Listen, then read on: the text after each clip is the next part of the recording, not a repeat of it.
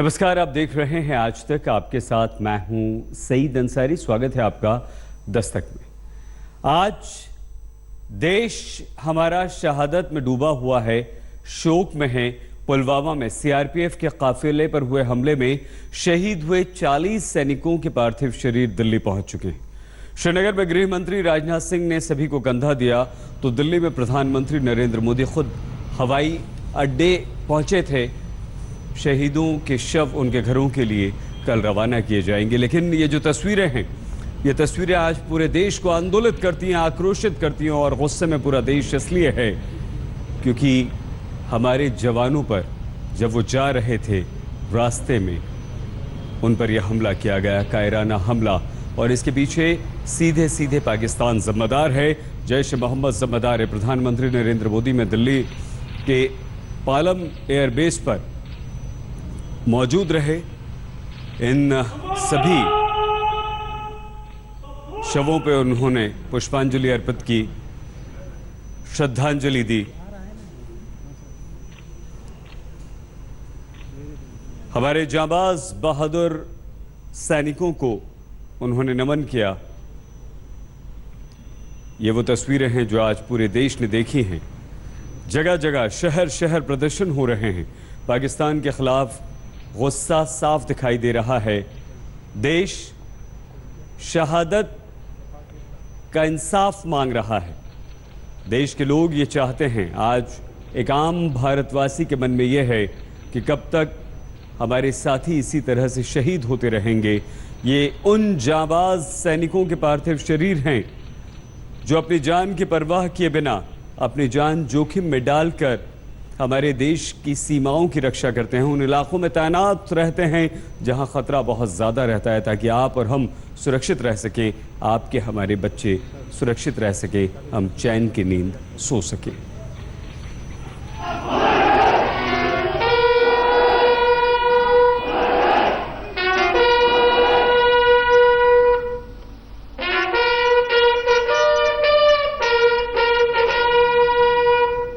ये धुन बजी तो धरती रुक गई अपनी धुरी पर।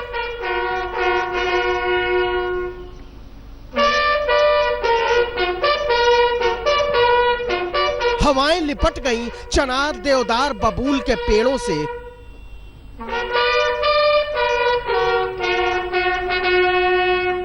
गंगो जमन की लहरों ने रख दिया चट्टानों की गोदी पर अपना माथा। केसर के खेतों ने हवाओं में बिखेर दी खुशबू और सूरज की किरणों ने झुककर चूम लिए लालों के ललाट।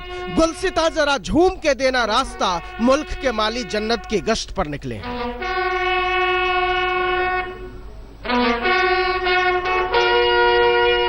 प्रधानमंत्री खुद पहुंचे थे पालम हवाई अड्डे।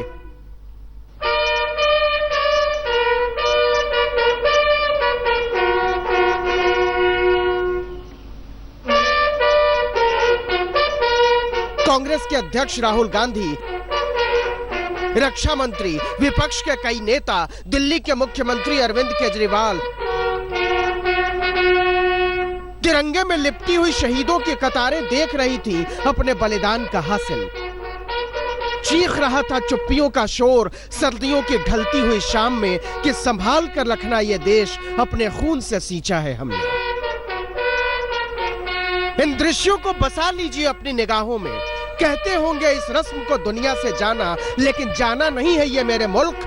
ये आना है उन सांसों का जिनसे धड़कता है देश। ये आना है उस गुमान का जो वाबस्ता है हमसे। ये आना है पतझड़ों के मौसम में महकते हुए गुलाब का। आना है मौसम का, बहार का, मेलों का, त्योहार का, रंगों का, खुशबू का, मुस्कान का, अरमान का। मुख्य लक्ष्य आज भी मेरा भाई शहीद हुआ है, लेकिन मैं भी आज भी चाहता हूं अगर हमको मौका मिलेगा तो हम लोग जो पाकिस्तान में घुस घुस करके आतंकियों को मारेंगे। हाँ रोई है हवाएं तो, हाँ रोई है धरती तो, हाँ रोया है आसमान तो। सिसकियों की इस शोक धुन पर देखो कृतज्ञ राष्ट्र की सलामी। इस देश के बच्चे बच्चे ने चूमा है इन शहीदों का माथा। इस देश की हर माँ ने ली है अपने लालों की बलाएं। इस देश की हर बहन ने बांधी है 40 कलाइयों पर राखियां और आंसुओं के सलवटों में चीखती हैं देवताओं की बस्तियां। धन्य हुआ स्वर्ग। कड़ी से कड़ी सजा देने के चाहिए साहब लोग। सरकार को एक बहुत ही स्ट्रांग कदम उठाना चाहिए। इस मृत्यु को मृत्यु कहना गुनाह है, गुनाह है इस यात्रा को अंतिम कहना, गुनाह है इस पल को मातम कहना, इसे उत्सव कहो मेरे देश।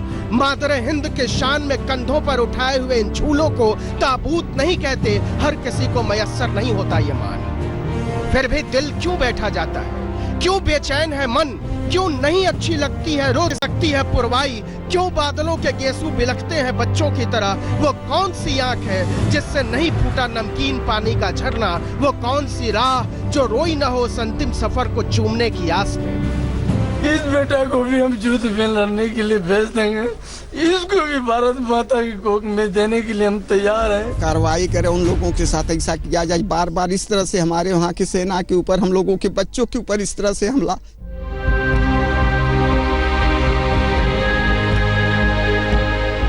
इस खुशबू को महसूस करो मेरे देश। बारूद और गोलियों से छलनी इस देश को देश बनाए रखने वालों के बदन की खुशबू है ये। उन माओं को सलाम है जिनके गोदियों में खेलते हैं ऐसे पूत। सलाम उन पिताओं को जिनके कंधों पर जवान होती हैं कुर्बानियों की ऐसी कलाएं। इन सब हमारे नौजवान हैं, इनके सुरक्षा के लिए हर कड़ी पर इनको आज़ादी देने के लिए एकदम बिल्कुल संकल्प करें कि ताकि यह अपना कहीं भी रणभूमि में रहें तो यह अपनी स्वेच्छा से लड़ाई लड़ें, इनको पाबंद में न रखा जाए। अमर होकर तो कोई नहीं आया यहाँ, लेकिन जाने का ये सलीका कहाँ सीख पाते हैं सब कि जाने का भेद आने के तसव्वुर से गले मिलकर रो पड़े बाग, रो पड़े महफिलें, रो पड़े रास्ते, रो पड़े मंजिलें। शोक के 7वें सुर में बिलखता हुआ देश ठिठका हुआ था। अंतिम विदा के फूल लेकर बहारों ने झुक कर दी आखिरी सलामी। रो पड़ी नदियां लहरों से गले मिलकर, ये आखिरी विदा का वक्त।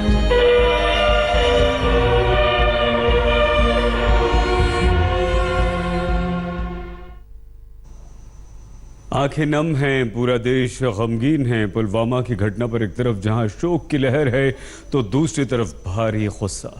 देश के दर्जनों शहरों में विरोध प्रदर्शन हुए हैं पाकिस्तान के खिलाफ। लोग चाहते हैं कि ये शहादत बेकार नहीं जानी चाहिए। जो भी लोग या देश, खासतौर से पाकिस्तान, वही इसके लिए जिम्मेदार है, वैसा ही सलूक उसके साथ भी होना चाहिए। प्रधानमंत्री नरेंद्र मोदी ने यह विश्वास दिलाया है कि जिन्होंने भी ये किया है उन्हें इसकी बहुत बड़ी कीमत चुकानी पड़ेगी।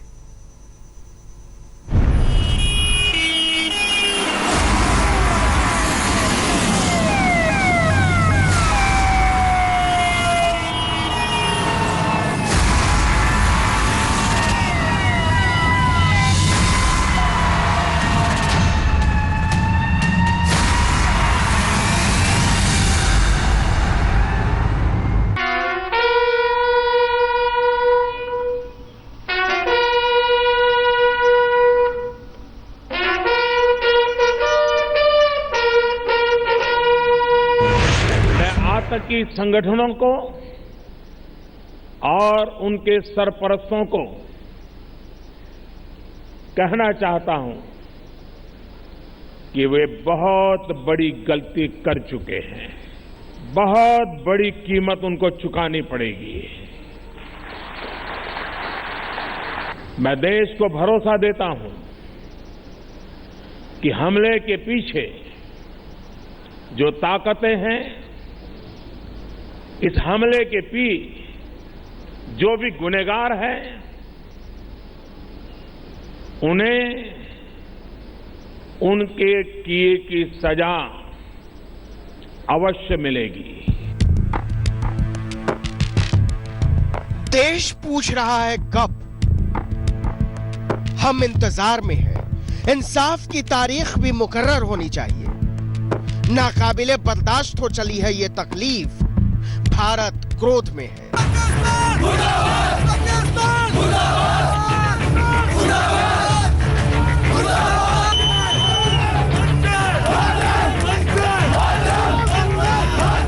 भारत क्रोध में है। देश की धमनियों में दौड़ता हुआ लहू तेजाब बन गया है। मतभेदों के स्थगित मेलों से उठती हुई आवाजें लगता है बगावत कर देंगी अपनी थमी हुई नियति से, बगावत कर देंगी नियमों से, बगावत कर देंगी निराशा से।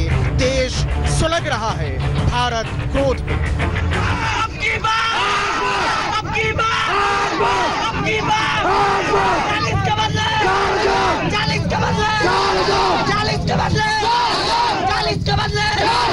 हजार पाकिस्तानी आतंकियों को, वहाँ के सैनिकों को मारा जाना चाहिए। हमारी ये मांग है कि पाकिस्तान से आर पार का युद्ध होना चाहिए।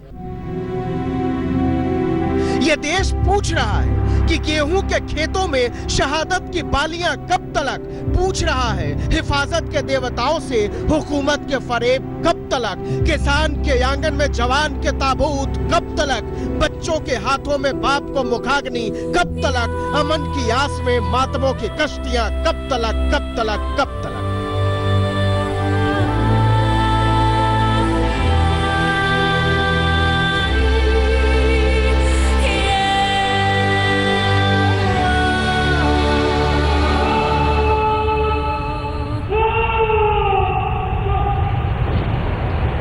हमारे इंडियन आर्मी मरे, हमें उनके 4,000 सिर चाहिए।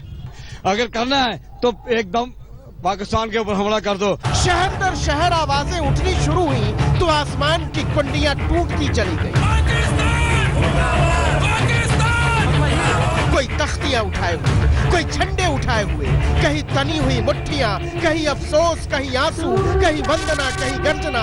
क्या पूरब, क्या पश्चिम, क्या उत्तर, क्या दक्षिण, सब पूछते हैं एक दूसरे से कोई अच्छी खबर आई क्या? और सामने वाले की आंखों में उतर आता है अंगार, भारत क्रोध में।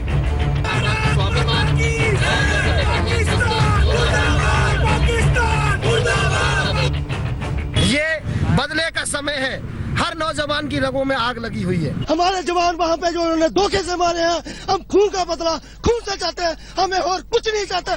कहाँ हाजीपुर, कहाँ हरिद्वार, कहाँ गुड़गांव, कहाँ गया, कहाँ अकोला, कहाँ अंबाला, कहाँ मुंबई, कहाँ मेरठ। लेकिन आज भूगोल के नक्शे में इन शहरों के नाम खोजना फिजूल था। हर चौराहे पर आबाद हो चले थे बेअख्तियार दर्द के द्वीप। इसका बदला हमें चाहिए, पाकिस्तान को मिटा के इस बार जड़ से खत्म होना चाहिए। और हमारे पीएम से गुजारिश करते हैं कि इसका मुंहतोड़ जवाब दिया जाए। हर चेहरा एक सवाल, हर सवाल में एक उम्मीद, और हर उम्मीद में खुली एक निराशा कि हम थक गए हैं शहीदों की लाशें गिनते गिनते, कफन का बंदोबस्त करते करते, दफन का इंतजाम करते करते, क्योंकि हर गिनती इस मुल्क के मौसमों के रंग सोख लेती है। भारत का एक एक बच्चा भारत के लिए तैयार है। पाकिस्तान के साथ सभी संबंध इसी टाइम खत्म कर देने चाहिए। हवाई हमला किया जाए, साथ में सर्जिकल भी स्ट्राइक की जाए। सब कह रहे हैं कि बात पुलवामा, उरी, पठानकोट, बारामूला, कठुआ या किश्तवाड़ की नहीं है। बात है कि ताबूतों पर तिरंगे के सिलसिले में कहां खोजें हम सियासत के नारों में चमचमाता हुआ लोकतंत्र, कहां खोजें आंख दिखाने वालों की खाल खींच लेने की चुनावी जुमलेबाजियां, कहां खोजें अपना शक्तिबोध, अपनी ताकत, अपना गुरूर। हम सख्ती चाहते हैं, हमारे जवान शहीद हुए तो उनके कार्रवाई की जाए, उनके खिलाफ हम बदला करते हैं। हम नरेंद्र मोदी जी से कहेंगे कि पुंछ का हर हिंदू, हर मुसलमान, हर सिख आपके साथ है। आप पाकिस्तान को जिस भाषा में वो समझता है उस भाषा में जवाब दो। सूरज चलता रहा आसमान की पगडंडी पर और क्रोध चलता रहा सूरज के पीछे।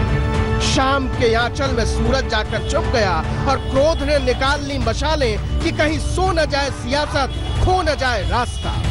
42 ताबूतों के मिल्कियत इस मुल्क को मंजूर नहीं है।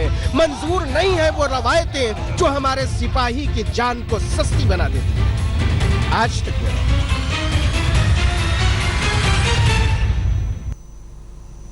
शहादत भी वतन के लिए, सियासत भी वतन के लिए, सवाल भी वतन के लिए। पुलवामा की घटना ने सिद्ध किया है कि सत्ता के लिए एक दूसरे पर चाहे जितना कीचड़ उछालते रहे हों हमारे नेता, लेकिन मुश्किल समय में कोई भेद नहीं। कांग्रेस अध्यक्ष राहुल गांधी से लेकर विपक्ष के तमाम नेताओं ने प्रधानमंत्री नरेंद्र मोदी को यह विश्वास दिलाया है कि इस मुद्दे पर कोई राजनीति नहीं होगी, हम सब एक हैं, देश एक है, आपके साथ हैं।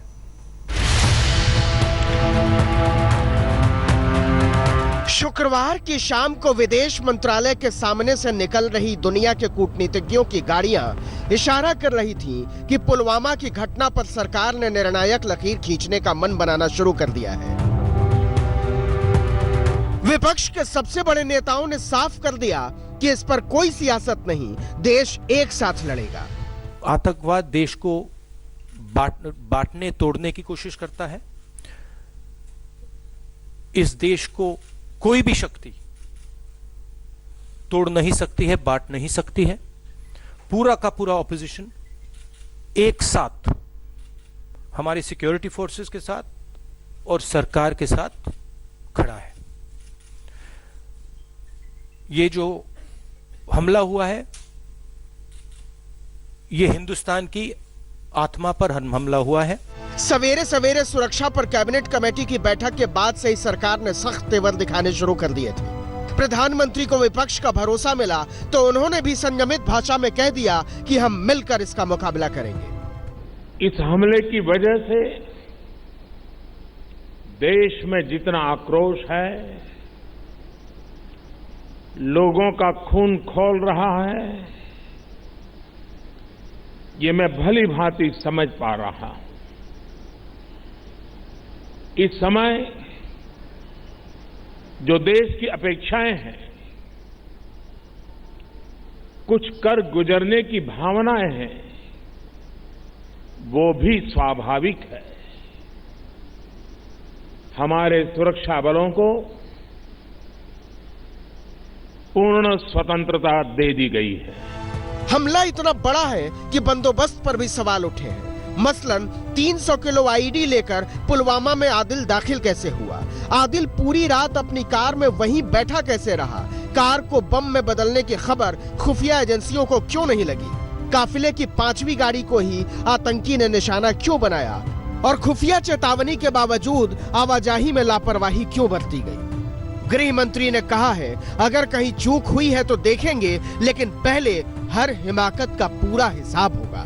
और मैं यकीन दिलाना चाहता हूं कि भारत सरकार और साथ ही साथ जम्मू कश्मीर की सरकार भी यह पूरी तरह से शहीद जवानों के परिवारों के साथ खड़ी है। पड़ोसी देश की समझ में आ गया है कि यह हमला दुनिया को उसके खिलाफ कर देगा, और यह भी कि भारत का धैर्य जवाब दे रहा है।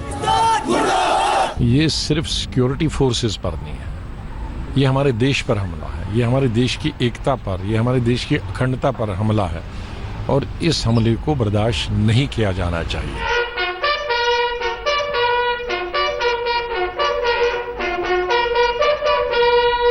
पालम हवाई अड्डे पर खड़ी नेताओं की ये कतारें आश्वस्त करती हैं कि चाहे लाख हो मतभेद, लेकिन जब देश पर मुश्किल आएगी तो सारा भारत एक है। कोई एक दूसरे से अलग नहीं, कोई एक दूसरे से दूर नहीं। ये सच है कि इस हमले से हिले हैं हम, लेकिन इससे बड़ा सच ये है कि एक लोकतंत्र के तौर पर और मजबूत हुआ है भारत। आज तक ब्यूरो। पूरा देश आज गमगीन है। उन परिवारों के बारे में जरा सा सोचिए जिन्होंने अपने बच्चों को खोया है। हमारे जाबाज सैनिकों ने अपनी शहादत दे दी है देश के लिए, देश की रक्षा के लिए ये लोग निकले थे। उन इलाकों में ये लोग रहते हैं जहाँ दुर्गम परिस्थितियाँ होती हैं, डटे रहते हैं, धूप हो ठंड हो। कश्मीर में पुलवामा में जहाँ ये हमला हुआ, 7 दिन से हाईवे बंद था, बर्फ़ की मोटी परत वहाँ पर बिछी हुई थी। अपनी ड्यूटी के लिए जा रहे थे जवान। पूरा देश गमगीन है, शोक में है, जवानों की शहादत को सलाम करता है। इन सभी जवानों, देश पर कुर्बान हमारे इन वीर सपूतों को श्रद्धांजलि। अपना बहुत ख्याल रखिएगा। कश्मीर के पुलवामा से हमारे शहीद जवानों के पार्थिव शरीर दिल्ली आ चुके हैं। अब कल उन्हें उनके घर भेजा जाएगा। लेकिन पुलवामा में आतंकवादी हमले के पीछे जिस आतंकवादी संगठन जैश ए मोहम्मद ने जिम्मेदारी ली है, उसके सरगना मौलाना मसूद अजहर के नए ठिकाने की एक्सक्लूसिव तस्वीरें इस वक्त हम आपको दिखा रहे हैं। ये मसूद अजहर का नया ठिकाना है। यहाँ वो है, देखिए जिस तरह से बहावलपुर पाकिस्तान में उसका ठिकाना था, ये हम 2-3 बड़ी चीज़ें आपको दिखा रहे हैं। लैंडमार्क्स आप इन्हें कह सकते हैं, जामा मस्जिद, हाईवे, और ये गूगल अर्थ मैप के जरिए हम वहां तक पहुंचे हैं। ये 400 किलोमीटर दूर लाहौर से है। ये एक्सक्लूसिव तस्वीरें सिर्फ और सिर्फ हम आपको आज तक पर दिखा रहे हैं। ये वो मसूद अजहर है, भारत का दुश्मन नंबर 1। ये जैश मोहम्मद का सरगना, ये जैश मोहम्मद का प्रमुख है। ये उन आतंकवादियों का सरगना है जिसके कहने पर, जिसके प्लान पर यह इतना बड़ा हमला हुआ। 40 हमारे जवान शहीद हुए, उन्होंने अपनी शहादत दी है। अब इसका ठिकाना है और इसे नेस्तो नाबूद करना है, इसे तबाह बर्बाद करना है। इस ठिकाने का ये निशाना जो है, ये अब हमें ठिकाना मिल गया है। अब भारतीय सेना इस पर निशाना लगाना चाहिए, भारतीय सेना को, क्योंकि पूरा देश आज ये मांग कर रहा है कि चुन चुन कर इनके ठिकानों को नष्ट किया जाए। जिस तरह से सर्जिकल स्ट्राइक की गई थी, वहां घुसकर उन ठिकानों को, उन आतंकवादियों के लॉन्च पैड्स को तबाह बर्बाद किया गया था। उस तरह से अगर हम ढूंढ निकालते हैं मसूद अजहर कहां है, कहां से वो ये आतंकवादी गतिविधियों को अंजाम देता है, कहां सारी भारत के खिलाफ गतिविधियां चलती हैं, प्लानिंग्स होती हैं भारत को अस्थिर करने की, यहां बॉम्ब ब्लास्ट करने की, हमारे जवानों को निशाना बनाने की, तो ये वो पाकिस्तान के बहावलपुर के पाकिस्तान में ये वो जगह है। नेशनल हाईवे 5 है पाकिस्तान का, उससे जुड़ा हुआ, वहां पर एक जामा मस्जिद है, 2 लैंडमार्क है, उसके बीच में एक जगह है जहां मसूद अजहर का ठिकाना है। लाहौर से 400 किलोमीटर दूर यह जगह है और गूगल अर्थ के जरिए मसूद अजहर के बिल्कुल उसी ठिकाने तक हम पहुंच चुके हैं। ये एक्सक्लूसिव तस्वीरें आज तक पर हम आपको दिखा रहे हैं। तो पूरा देश जो है वही यही चाहता है।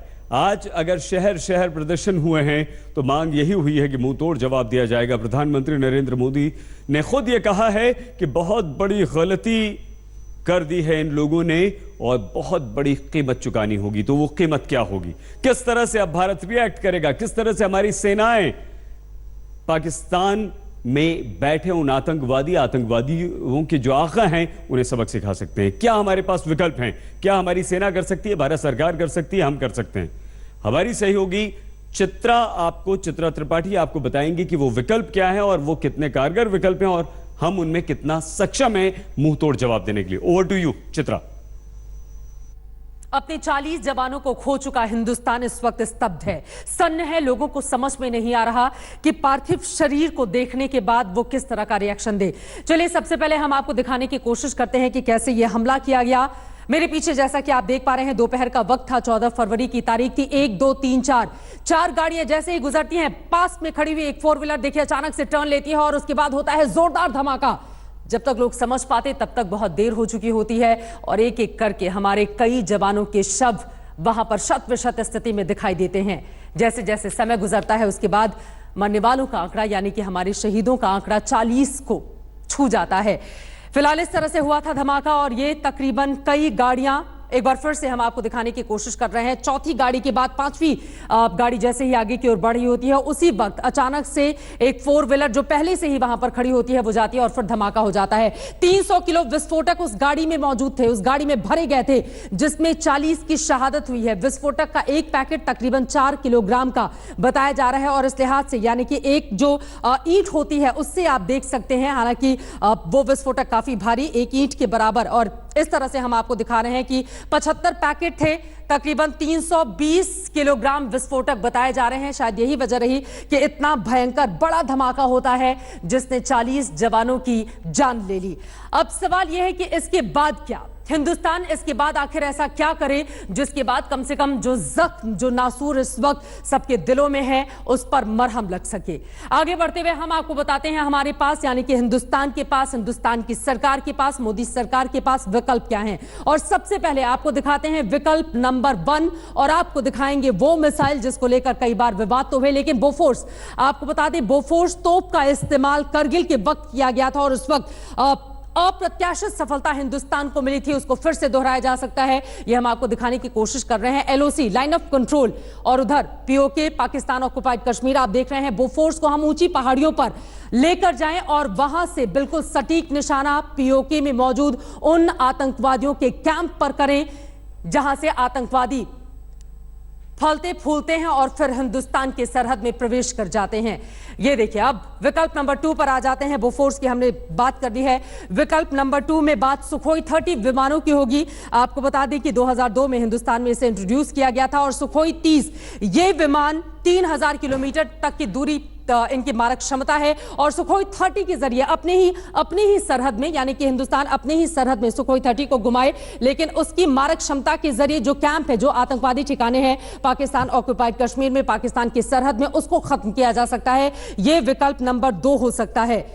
आपको बता दें कि 2002 में सुखोई को इंट्रोड्यूस किया गया और उसके बाद अब ऐसा लग रहा है कि वक्त आ चला है जब सुखोई का इस्तेमाल पाकिस्तान के खिलाफ, आतंकवाद के खिलाफ किया जाए। और अब आगे बढ़ते हुए विकल्प नंबर 3 की हम बात कर लेते हैं।